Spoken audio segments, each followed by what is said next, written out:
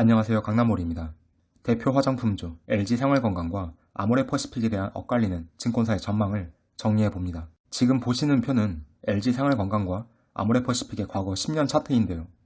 2013년 중국의 7.5% 경제 성장을 바라보며 국내 화장품 기업의 중국향 매출에 대한 기대감이 특히 컸던 시기입니다. 기대감이 실적으로 이어지던 시기이기도 했죠. 그리고 2016년 7월 한미 사드 결정 공식 발표 이후에 한국과 중국의 관계는 악화되었고, 그에 따라 중국 매출 비중이 높던 국내 화장품주를 바라보는 시선도 상당히 부정적이던 시기였습니다. 아모레퍼시픽은 특히 그 강도가 심했으나 LG 생활건강은 브랜드 파워가 있어서 그런지 부정적인 시선을 잘 이겨내고 주가는 우상향했었습니다. 2019년 11월 코로나 바이러스 발생 이후에 LG 생활건강은 특히 회복이 빨랐습니다. 뒤이어 아모레퍼시픽도 주가가 큰 폭으로 오르기 시작하며 앞으로도 잘 가겠거니 생각하고 있었는데요. 2021년 6월을 기점으로 국내 화장품주가 급격히 하락하더니 현재 LG 생활건강은 고점 대비 60% 하락, 아모레퍼시픽은 55% 하락 중입니다. 이야기를 더 이어가기 전에 잠깐 올해 초에 만들었던 영상을 봐보겠습니다. LG 생건의 2021년 4분기 추정에 관한 증권사의 컨센 자료인데요. 2021년 4분기 실적을 바라보는 2022년 1월 당시 증권사의 컨센은 기존 컨센 대비 하향하고 있음을 알 수 있습니다. 동시에 LG 생활건강 2022년 연간 실적도 하향을 했었습니다. LG 생활건강의 2022년 평균 컨센은 8.8조를 기존에 보고 있었으나 매출 대비 영업이익 하향폭이 좀 더 큽니다. 영업마진 하락에 중심을 두고 있었던 것 같아요. 당시 증권사들은 기존 목표가 대비 신규 목표가도 함께 낮췄습니다.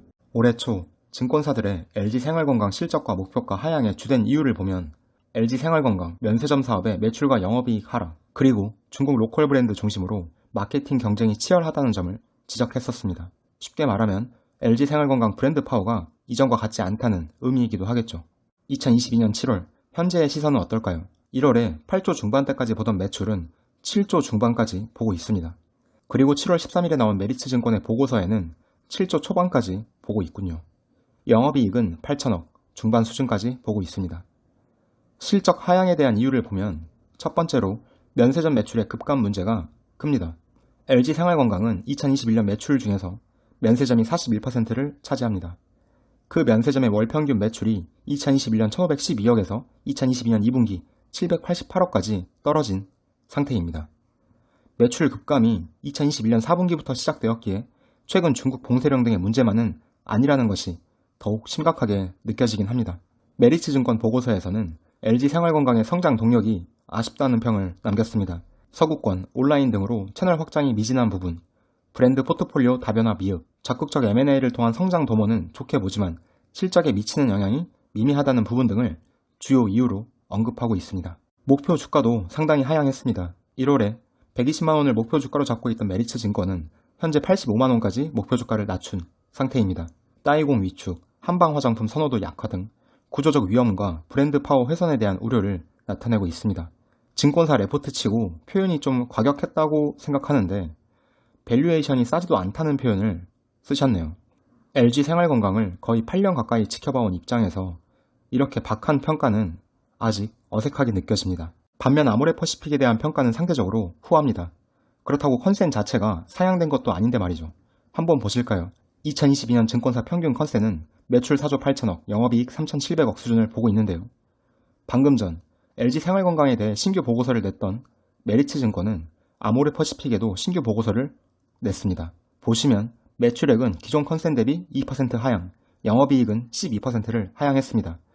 실적 컨센은 딱히 좋게 보고 있지 않는 것 같은데 그 설명을 보면 나쁘지가 않아 보입니다. 아모레퍼시픽의 중국 현지화, 국내 온라인화, 제품 럭셔리화에 대한 판매 전략 방향성을 일단 좋게 보고 있습니다.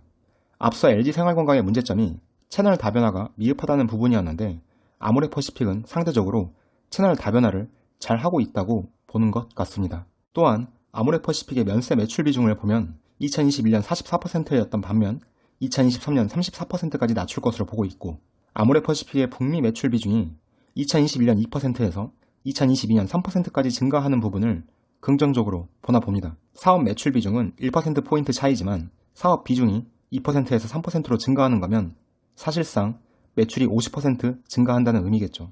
그런데 제가 생각하기에 아모레퍼시픽의 북미 매출 비중도 LG생활건강의 매출처럼 크게 유의미하다고 생각되지는 않습니다. 뭐 어쨌거나 두 기업의 2022년 추정 실적을 간단히 비교해보자면 LG생활건강의 매출은 7조 4천억, 영업이익은 8,700억 수준을 보고 있는데요. 아모레퍼시픽 매출은 4조 8천억, 영업이익은 3,700억 수준을 봅니다. 두 기업의 시가총액을 보면 LG생활건강은 현재 11조, 아모레퍼시픽은 7조 6천억이네요. PER을 보면 LG생건이 18배, 아모레퍼시픽은 30배입니다. 일단 전망이 좋지 않은데 상대적으로 PER이 낮은 LG생활건강을 마냥 좋게 볼 수는 없겠고, 그렇다고 아모레퍼시픽 성장성을 확신할 수도 없는 상태이니까 화장품주를 당분간 접근하기는 어려워 보입니다. 면세점이나 중국향 매출이 회복되는 신호가 보이거나 북미향 매출에서 의미 있는 성장이 기대가 된다면 그때 다시 관심을 가져보는 것은 어떨까 생각해 봅니다. 두 기업 모두 잘 풀렸으면 좋겠습니다. 오늘 준비한 영상은 여기까지입니다. 제 채널을 후원해주시는 경수님, 김가즈아님, 더리치님, 옥상댄스님, 이영웅님, 정수채님, 임스미르님께 감사한 마음을 전합니다. 영상과 관련된 생각을 댓글로 공유해주세요. 구독과 좋아요는 자료 정의할 때 가장 큰 힘이 됩니다. 영상 끝까지 시청해주셔서 감사합니다.